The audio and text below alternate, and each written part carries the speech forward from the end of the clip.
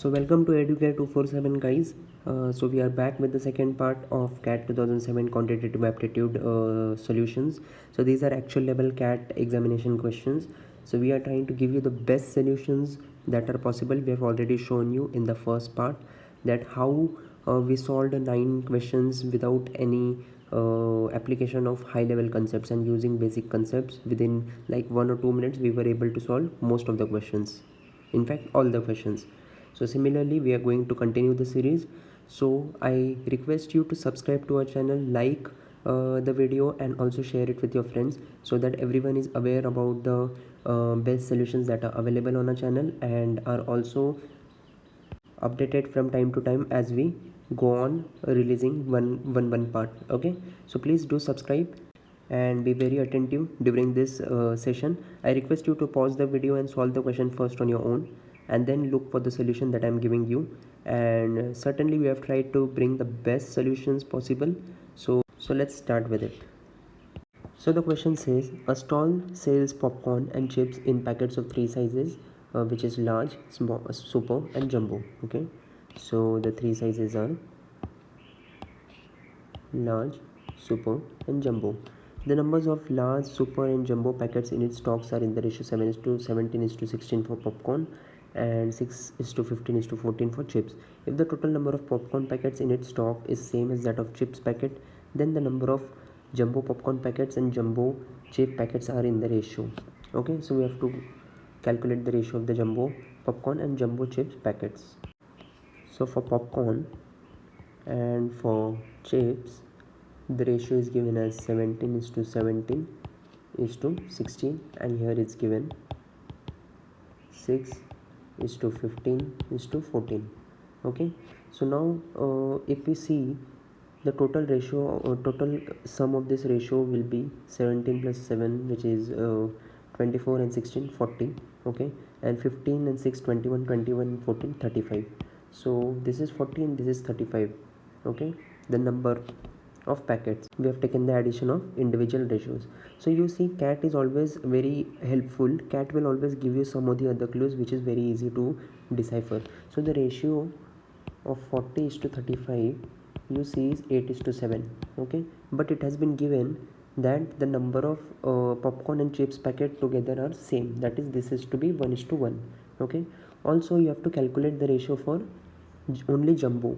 For jumbo over here, the popcorn and chips, the ratio has been given as 8:7 again. Why? Because 16 by 14 is reduced to 8:7. Hence this corresponds to this same.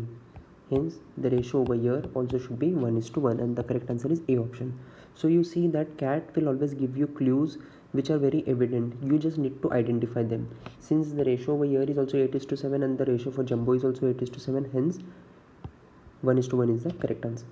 So the next question says, in a market, the price of medium quality mangoes is half of that of good mangoes.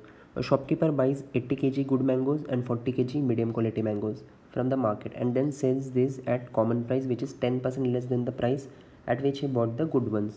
His overall profit is, okay, so good quality and medium quality, there are two. So the price ratio is 2:1. Okay, this has been given, and the quantity given is 80 and 40. Again you can reduce this to 2:1. Okay, in the same ratio. Okay, so just consider that he bought 2 good quality mangoes, so the price will be 2 into 2, which is 4, and 1 medium quality, which is 1 into 1. So hence the total price will be 5 rupees, and he has bought 3 mangoes, out of which 2 are good and 1 is medium. Okay, this is what we have taken, okay, from the above things that we had calculated. Okay, now what it says is that he sold this at a common price of 10% less than the price at which he bought the good ones. The price of good one over here we took was 2, so 10% less means this is the cost price. 10% less means 1.8, and how many mangoes? 3. This is 5.4, so he sold it at 5.4.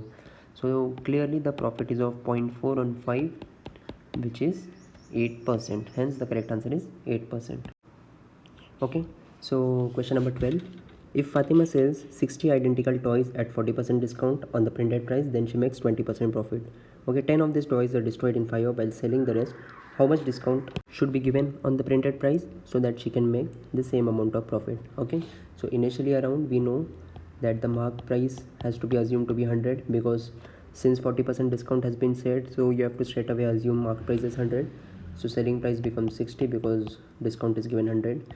Cost price we do not know, but it has been said that she makes a profit of 20%.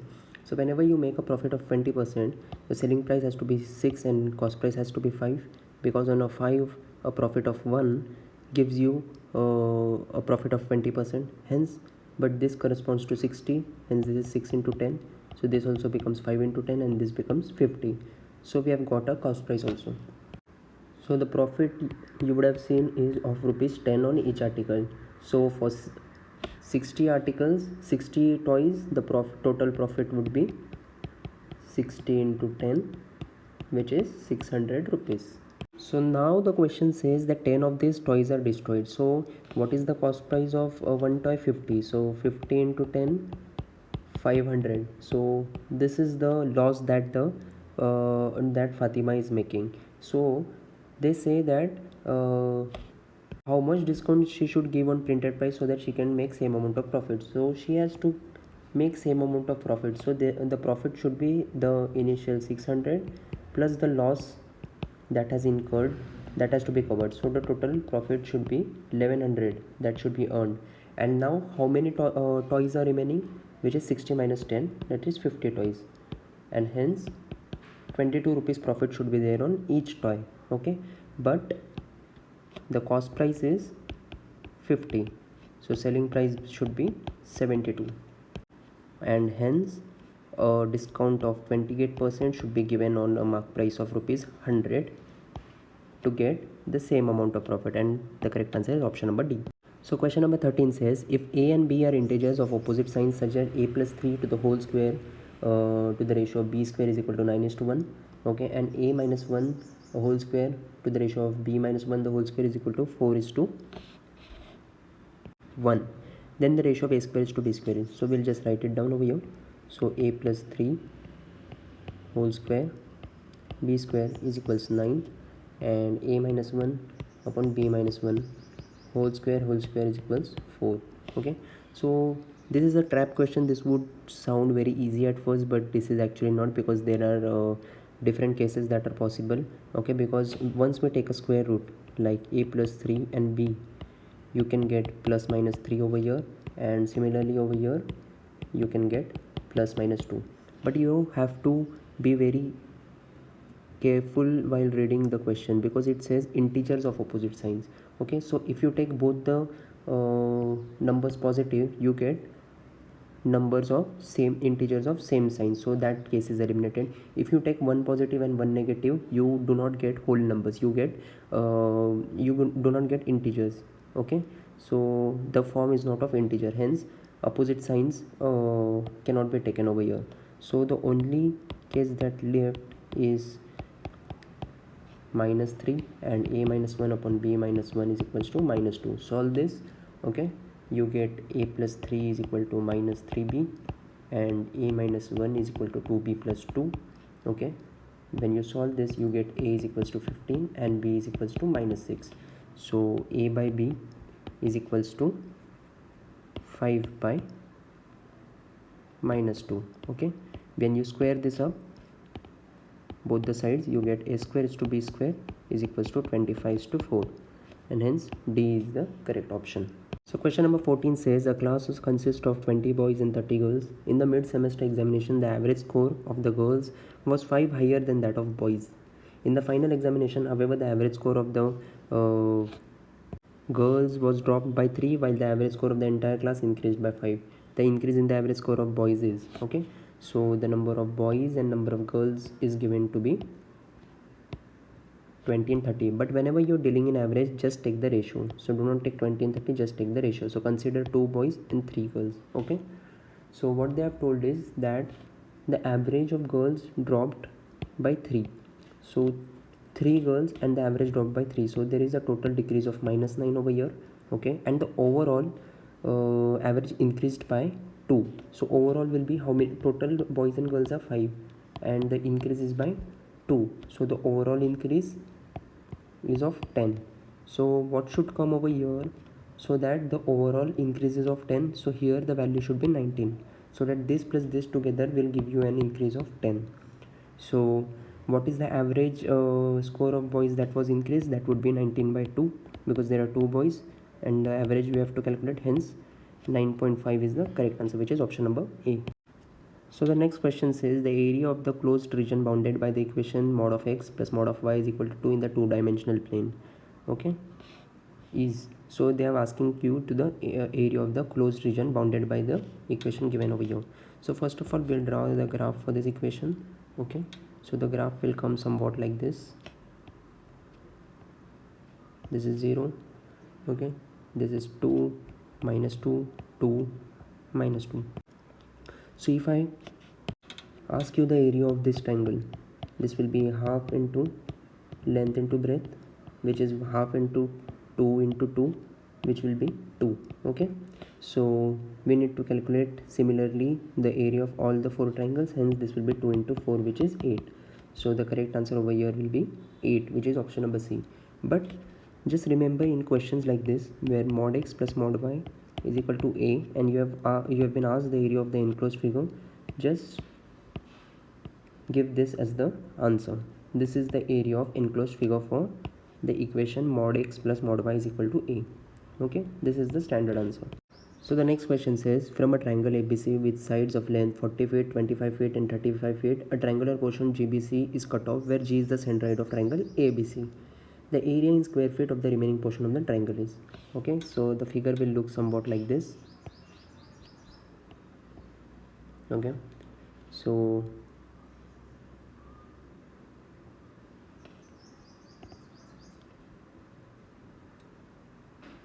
G is the centroid. Okay, and they have given the sides to be this will be ABC. Okay, this will be 40, 25 and 35. Okay, so they say that this should be excluded, this whole part should be excluded. So what is the area of other part? So one property of centroid is that it divides the triangle into 6 equal parts.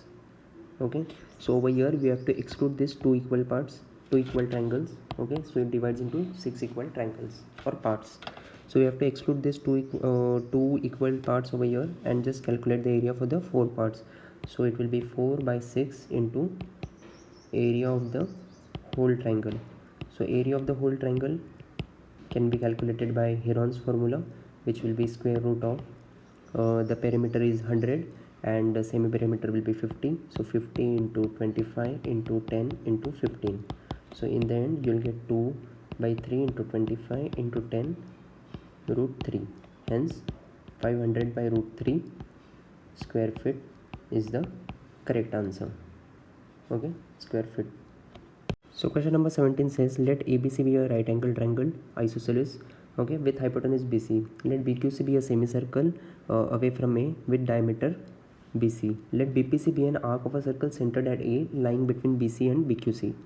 If AB has a length of 6 cm, the area in square centimeter of the region enclosed by BPC and BQC is. Okay, so basically the main agenda over here should be drawing correct diagram. So the diagram would be somewhat like this. This is the triangle. Okay, and this is A, B and C. So keeping A as the center, one arc has been drawn like this. Okay, and keeping this as the diameter, one more arc has been drawn. Okay, so this is BQC, this is BPC. This has been given. So you have to calculate the area of this region. Okay, so what you have to do is initially around calculate the area of this region. To calculate the area of the arc of BPC, you have to subtract the quarter circle area of quarter circle minus area of triangle. Okay, so area of quarter circle will be 1 by 4 pi r square minus area of triangle will be, this is 6 and this is 6, since it's an isosceles triangle, half into 6 into 6. So you will get over here 9 pi minus 18. Okay, this is the area of this part. Okay, now you have to calculate the area of this semicircle. Okay, this complete semicircle. How will you do that? The length of BC should be 6 root 2 since this is an isosceles right angle triangle. So since it is a diameter, radius will be 3 root 2. So the area would be half into 3 root 2 the whole square into pi. Okay, so we have to just subtract 9 pi minus 18 from it.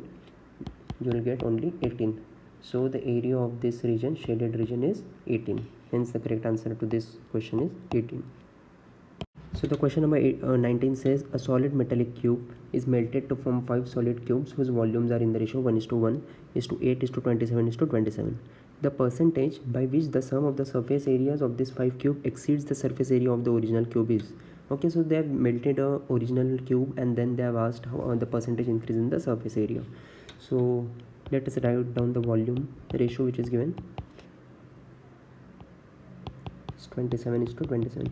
So one very important thing that you should keep in mind is whenever you are melting the cubes and forming new cubes, the volume remains constant. So just add the ratio. This will become 1 plus 1, 2 plus 8, and then this becomes 64. So the total volume is 64. And the side should be the cube root of the volume ratio which is given. So it will be 1:1:2:3:3. Okay, and since the total volume is 64, so the side should have been of 4. Okay, also surface area is 6a square where a is the side. So initially around the surface area should have been 6 into 4 square, which would be 96. Similarly, we'll calculate the surface area for each one of them. 6 into 1 square plus 6 into 1 square plus 6 into 2 square plus 6 into 3 square plus 6 into 3 square. So this comes out to be 144. So the new surface area is 144, the old surface area is 96. So there is an increment of 48 on 96, which is 50%. Hence the correct answer is option number B, which is 50%. So the next question says a ball of diameter 4 cm is kept on top of a hollow cylinder standing vertically. The height of the cylinder is 3 cm. Okay, so height given is 3 cm. Keep this in mind. Okay, so I have drawn already the figure for you, while its volume is 9 pi. Okay, so volume is 9 pi centimeter cube. Okay, also height is given, so you'll be able to find the radius because the volume of a cylinder is pi r square h. Okay, pi r square h. So you'll get radius as root 3. Okay, so we have got the radius as root 3, so this is root 3. Okay, also the diameter of the ball is given as 4, so this part will be 2. By Pythagoras theorem you can find out this because this is 1. Okay, and hence you can, what you have to find out is the complete length right from here to here. Okay, so this is already 1, this is 3, so 3 plus 1 plus this you already know, this is the radius, which should be 2. Hence the correct answer is 6. So the correct answer input over here for theta question should be 6 for you.